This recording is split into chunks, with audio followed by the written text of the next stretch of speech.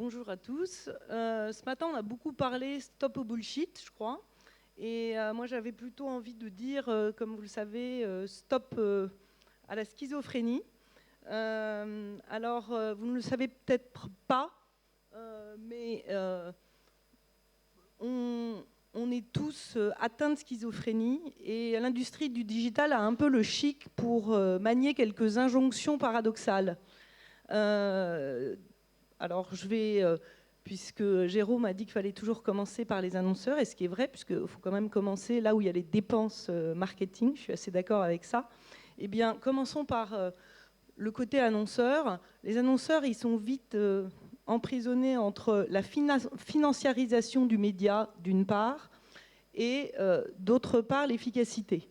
On voit bien qu'aujourd'hui, sur cette partie-là, il y a à la fois la guerre classique et la bataille entre un marketeur et un procurement, mais il y a aussi une bataille qu'on voit très souvent entre des silos en interne chez les annonceurs, le branding d'une part et la performance et le search d'autre part, avec parfois des indicateurs pas toujours alignés. Donc cette schizophrénie, elle existe bien aussi chez nos amis annonceurs. Depuis 2 ans, on a assisté à un mouvement d'internalisation chez les annonceurs avec une meilleure maîtrise des expertises, une meilleure connaissance et la volonté assez naturelle de reprendre de la data à la maison. Et en même temps, on constate, en tout cas de manière un peu étonnante, que finalement ces annonceurs, ils ont contracté en direct avec les outils de mesure, et sans pour autant partager la data avec le reste de la chaîne, mais aussi contracter finalement avec le siège d'un DSP, je devrais dire plutôt avec tout simplement à 99% DV360 et donc Google. Et donc ces dépendances, elles existent évidemment. Dernier point, il y a moins de 10% des annonceurs qui ont aujourd'hui des modèles d'attribution-contribution et encore moins de monitoring de la marque à périodicité mensuelle. Donc, petite contradiction. Évidemment, tout le monde le sait maintenant, 80% des dépenses pub se font plutôt entre Google, Facebook et Amazon.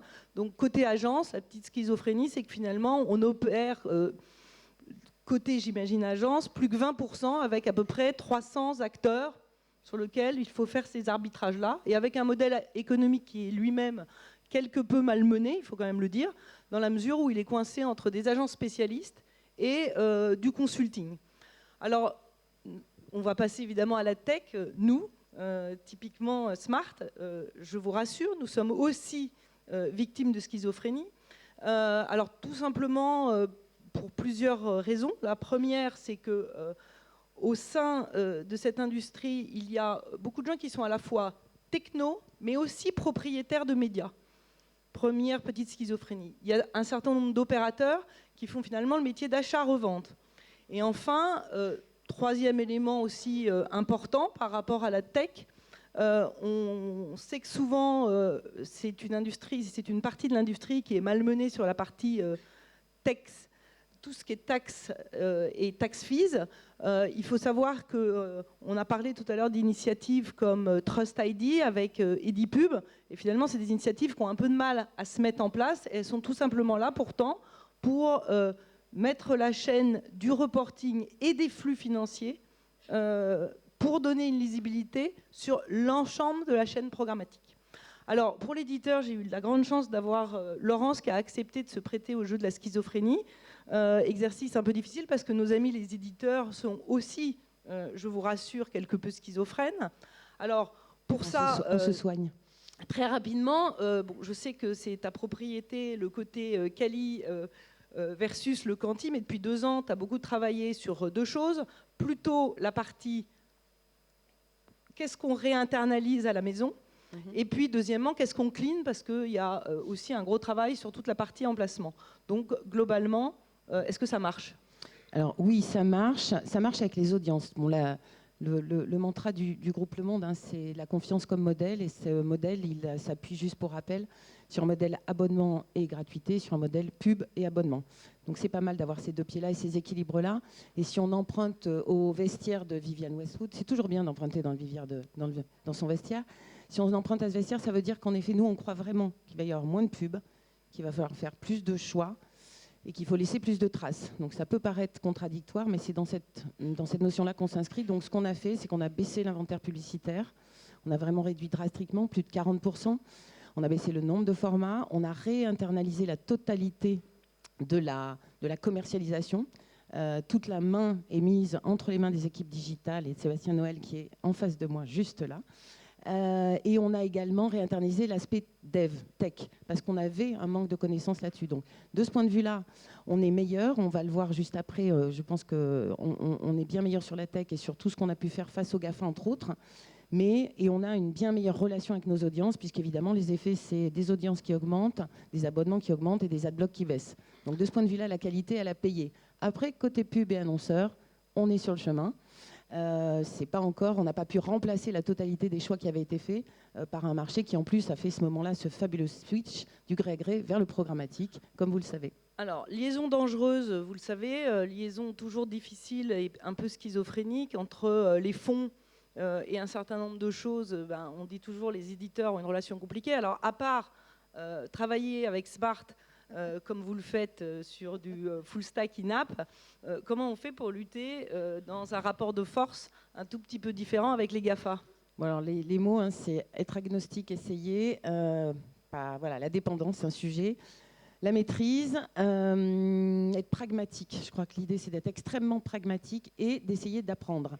Donc, on a en effet un stack app avec Smart, on a un stack ad server ADEX avec Google, on a une DMP qui est chez Weborama, on a un player qui est YouTube, mais qui est aussi Dailymotion. Donc, on essaye en effet de travailler avec des sources différentes, ce qui implique le fait d'avoir en effet beaucoup de devs chez nous, parce que ça nécessite que tout ça se parle et fonctionne ensemble. Mais il y a surtout un modèle aussi qui a changé avec les GAFA. Alors ça, c'est la chance d'être un groupe comme Le Monde, c'est que maintenant, ils nous sollicitent pour le contenu. Donc avant, on subissait déjà leur pression sur la pub. Là, ils nous sollicitent pour du contenu, donc sur des expériences comme sur Snapchat, sur YouTube avec les décodeurs, très récemment sur Watch avec un programme de vidéo sur le climat, et également Spotify, sur lesquels on a fait des séries. Toutes ces plateformes viennent nous chercher pour notre contenu. On travaille, on produit. Évidemment, on a la main totale sur le contenu. Et on travaille sur la diffusion. Elle n'est pas exclusive, on diffuse aussi chez nous. Et on a même des enjeux de partage de monétisation. Donc ça, c'est un modèle qui a vraiment évolué de façon considérable. Être sur le core business, finalement, en produisant des contenus à haute valeur ajoutée, c'est plutôt rassurant pour un éditeur. Mais justement, c'est souvent étonnant. On s'aperçoit que c'est souvent l'endroit où certains mesureurs ou même les annonceurs challenge la brand safety. Est-ce que tu peux nous en dire un peu plus? Alors, la brand safety, pourtant, c'est assez simple. Hein. En l'occurrence, en ce qui nous concerne, il y a pas mal de gens dans la salle. Nous, on l'est par nature avec les contenus qu'on produit. Et je voulais juste dire quelque chose. C'est pas parce qu'un outil permet de faire quelque chose qu'il faut s'en servir, en fait, des fois. Il faut juste s'en servir parce que c'est pertinent.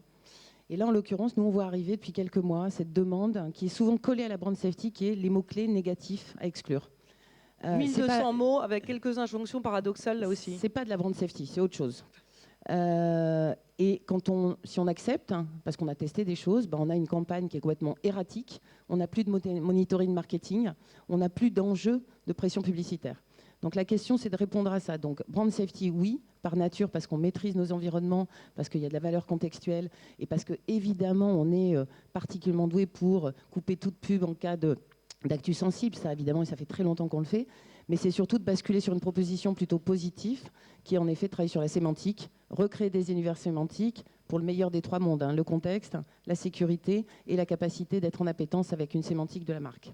Alors, côté DMP, on a assez maintenant de retour d'expérience depuis 2-3 ans. Ce qu'on sait aussi, c'est que la data média seule ne se vend pas, il faut quand même se le dire, que globalement, les DMP sont aussi parfois durs à entretenir. Concrètement, là aussi, petit retour d'expérience.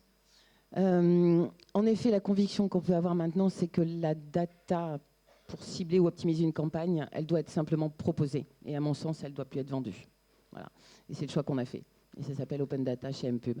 La DMP, elle sert à quoi? Pour nous, elle a une valeur énorme qui est celle de la transmission du savoir et de garder la mémoire dans le groupe, puisqu'on a une DMP groupe.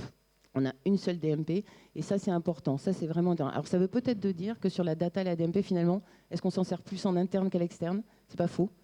La data, quand elle a de la valeur pour nous, quand elle nous permet d'aller sur de l'insight, qu'elle nous permet de challenger des briefs, donc on est plutôt en amont, et quand elle nous permet de continuer à cumuler une connaissance hyper forte sur nos audiences.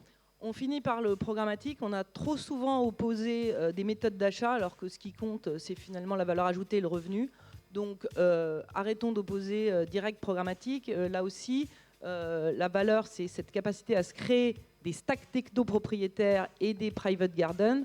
Concrètement, ça donne quoi on en revient à la chez MPub? à la tech. Hein. On a choisi, nous, de faire un header bidding maison. Donc, gros boulot de dev et tech pour multiplier les sources, pour en effet avoir ce côté agnostique.